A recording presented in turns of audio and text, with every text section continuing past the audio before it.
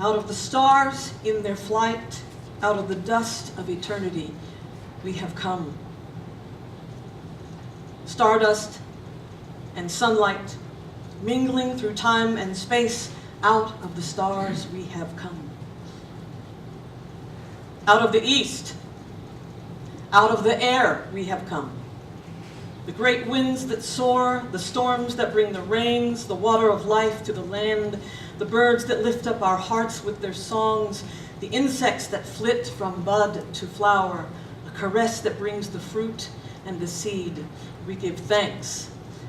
Out of the east, out of the air, we have come.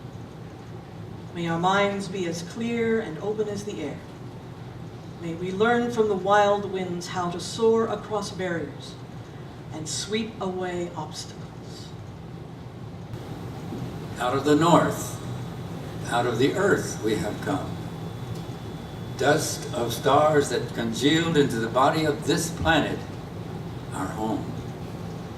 Hot cores spewing lava that cooled into mountains, boulders and rocks and pebbles, dirt and sand and silt, roots and stems and boughs, beetles and ants and worms, burrowing, wriggling, eating, each dancing in the cycle of life that feeds and sustains all life. For all that grows, runs, leaps, and flies, we give thanks. Out of the earth we have come, out of the earth. May we remember we are but one of earth's children, only one face of life's long longing for itself. May we know our kinship with our brothers and sisters of fur and feathers, hoof and horn.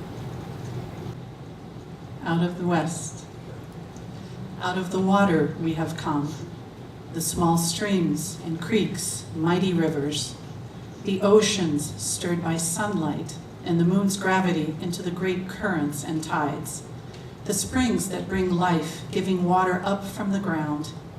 We give thanks for the sparkle of the sunlight on a blue lake, the shimmer of moonlight on the ocean's waves, the white spray of the waterfall. Healing water, cleansing water, water wears down and up. Out of the west, out of the water we have come. May we be like water, learning to ebb and flow, to heal and cleanse. Out of the south we have come, out of the fire, the sun's fire, the radiant heat and light that is the source of all life, the algae, the scrub oak, the orange grove, the grass, the wildfire that cleanses the land. In its power to destroy lies the power to renew. Hearth fire warming us in the cold, heart fire, the passion and heat of love, of compassion, of hope. Out of the south we have come, out of the fire. May we learn from the fire, feed the flames of love and hope, feed the sparks of creativity in each other. May we learn to dance like the flames, transforming anger into action. Blessed by air, earth, water, and fire, we gather at the forming edge of our days. The seasons change, the harvest is in, the fall has begun. We pause here to remember who we are and from whence we have come. To gather in the warmth and light of this beloved community, to listen to the stories of our ancestors, that we might better learn how to live our days. We come to honor those who traced this earth before us, who lived and loved and sang and danced and wept and laughed and pushed life into the world, who plowed the ground and planted seeds and gave thanks for each living thing in the web of all living things, who grew in wisdom and vision and discernment and compassion, whose bodies carried them as long as they could, and then returned to the elements from whence we all come. They are never any farther from us than our own breath.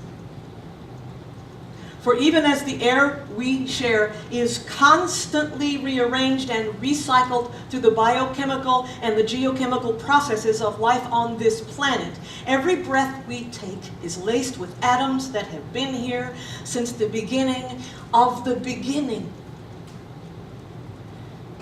And since there's very little exchange between Earth's atmosphere and everything outside of it, for all intents, everything and everyone passing through this world has shared the same air for, about 1 billion years.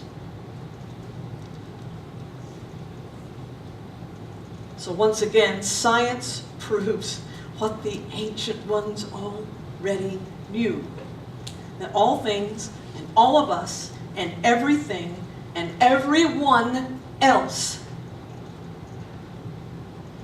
is connected.